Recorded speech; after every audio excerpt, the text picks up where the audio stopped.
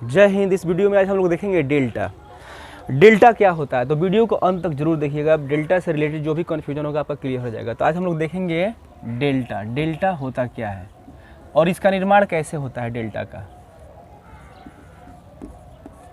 देखिए, सबसे पहले समझिए, ये पर्वत है। ये क्या है? पर्वत। इसको क्या बोलते हैं हम लोग? पर्वत बोलते हैं। इंग्लिश में बोलते हैं हम लोग माउंटेन।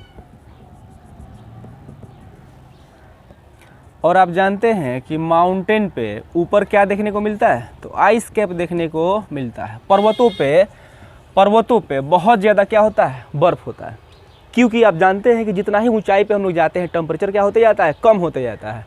तो जितना आप ऊंचाई पे जाइएगा, लगभग 165 मीटर की ऊंचाई पे 1 डिग्री सेल्सियस का तापमान क्या हो जाता है? गिर जाता है। तो जितना ही आप ऊंचाई पे जाएंगे टेम्परेचर क्या होता है? गिरते जाता है। इसीलिए पर्वत बहुत ऊंचे होते हैं, है ना।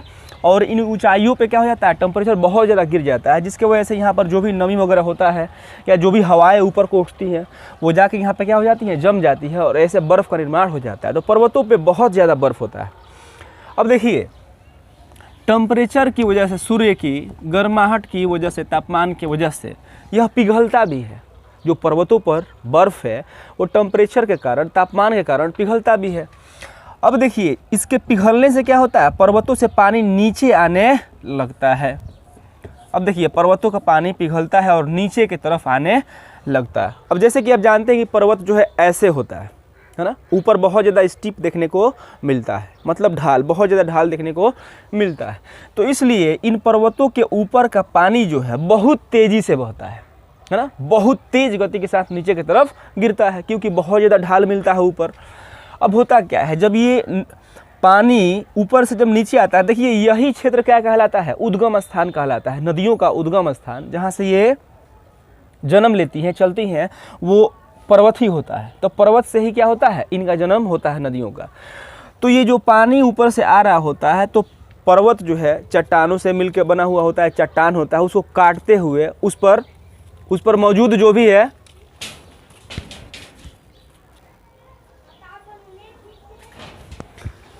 जो पर्वतों का पानी है काफ़ी तेज़ गति के साथ क्या होता है? नीचे की तरफ गिरता है। जब नीचे की तरफ गिरता है तो इस पर जो भी चट्टान वगैरह हैं, जो भी पत्थर हैं, कंकड़ हैं, उनको तोड़ते हुए नीचे गिराते हुए लेके आता है।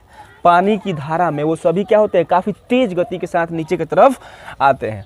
और होता क्या है, वो एक दूसरे से टकरा करके वो और क्या होते हैं? छोटे छोटे कणों में बढ़ जाते हैं और वो क्या होते हैं? पानी के साथ मिक्स हो जाते हैं। और पानी क्या करती है? पानी जो है काफ़ी तेज़ गति के साथ उसको बहाते हुए नीचे की तरफ लेकर के जाती है।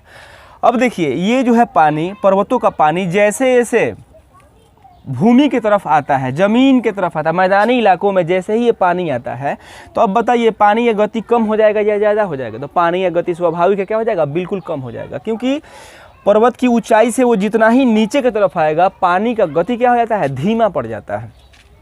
और उसी पानी में क्या मिक्स है? तो जो भी अवसाद वगैरह हैं, जो भी चट्टानों के जो भी कण वगैरह हैं, इस पर जो भी चीज़ें होती हैं, सड़ी गली पदार्थ या जो भी है ना, सब कुछ पानी में मिक्स रहता है और पानी के साथ बहता हुआ जाता है। लेकिन ये नदी जैसे ही मैदानी क्षेत्रों में उतरती है, इसका स्पीड कम हो जाता है। क्योंकि ये स्टीप वाला जो क्षेत्र है अब तो कम मिलेगा उसको, जैसे जैसे मैदानी क्षेत्र में आएगी स्टीप ऐसा मिलेगा। इस तरीके से क्या होता है? इसका गति कम हो जाता है। लेकिन सबसे ज़्यादा कहाँ कम देखने को मिलता है? तो इनका अंतिम जो स्थान, जहाँ पर जा कर के ये मिल जाती हैं, तो इनका अंतिम जो स्थान होता है, मंजिल जो होता है, वो क्या होता है? समंदर होता है, महासागर होता है। और जब ये महासागर में मिलने को आती हैं नदियाँ, तो होता क्या है कि अब वाटर लेवल जो है ना, लगभग क्या हो जाता है? बराबर हो जाता है। अब बराबर होने की वजह से इसका गति जो है ना क्या हो जाता है? और कम पड़ जाता है। और जब गति कम पड़ जाएगा तो क्या होगा? अब जो भी ये अवसाद, जो भी जो है ना मलबा वगैरह अपने साथ जो नदी लेके आ रही होती है, अब वो छोड़ देती है ना। अब उसको बहाने की, धक्का मारने की शक्ति जो है नदी को क्या हो जाती है? ख़त्म हो जाती है। क्योंकि उसका स्पीड ही क्या है? उसका फोर्स है। अगर स्पीड ख़त्म हो गया तो फिर नदी में जो मलबा है वो बहुत ज़्यादा वेटेड होता है, भारी होता है, उसको धक्का दे करके अब वो बहा नहीं सकती है। और इस तरीके से वो क्या करती है? जो भी अवसाद बोलिए या गाद बोलिए, है ना, जो भी चीज़ें हैं उसको क्या कर देती है? निक्षेपित कर देती है, मतलब डिपोजिट कर देती हैं, एक दो जगह यहाँ पे छोड़ देती हैं। तो होता क्या है, जब ये नदियाँ आती हैं और जब समंदरों से आके जैसे ही मिलती हैं, तो यहाँ पे क्या करती हैं? इनका स्पीड बिल्कुल कम हो जाता है और अपने साथ जो भी कचरा मलबा गाद और साथ जो भी बहा करके लाई होती हैं अब इसको छोड़ देती हैं, क्योंकि उनकी गति बहुत धीमी पड़ जाती है, इसलिए उनका ताकत भी कम पड़ जाता है। और ये सब जो है ना यहीं पे क्या कर देती हैं, जो गाद वगैरह लेके आई हैं और साथ वो यहीं पे छोड़ देती हैं, है ना। और इस तरीके से यहाँ पे क्या देखने को मिलता है, ज़मीनी हिस्सा देखने को मिल जाता है, क्योंकि जैसे डिपॉजिट करती हैं अब यहाँ पे वो सभी मिट्टी वगैरह मिल करके क्या बना देता है, ज़मीन बना देता है। और इसी क्षेत्र को तो बोलते हैं डेल्टा, इसी को बोलेंगे हम, क्या बोलेंगे, डेल्टा। ये जो आप देख रहे हैं ना यही हो गया डेल्टा। और कहीं कहीं से पानी ये निकल करके कहाँ चला जाएगा, समुद्रों महासागरों में चला जाएगा और यहाँ पे भूभाग ज़मीन का टुकड़ा देखने को आपको मिल जाता है। तो इसी तरीके से होता है डेल्टा का निर्माण।